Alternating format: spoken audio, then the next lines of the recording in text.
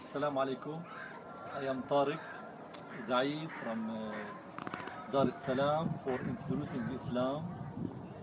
We use Da'wah here in Al-Aqsa Mosque in Jerusalem for non-Muslims, giving them books about what is Islam. We use this copy, this translation of the Noble Quran of Maulana Wahiduddin Khan. We adapted this translation. This translation is the best translation for non-Muslims. Really, we have experiments that this translation is the best translation for non-Muslims because the ayat, the verses of the jihad, only Maulana Wahiduddin Khan, he explained these fighting verses for non-Muslims to understand it, the meaning of the ayat of jihad. So thank you, brother Maulana Wahiduddin Khan. Thank you, all of you, and we hope to send us more copies of this translation of the Noble Quran. Thank you. Assalamu alaikum.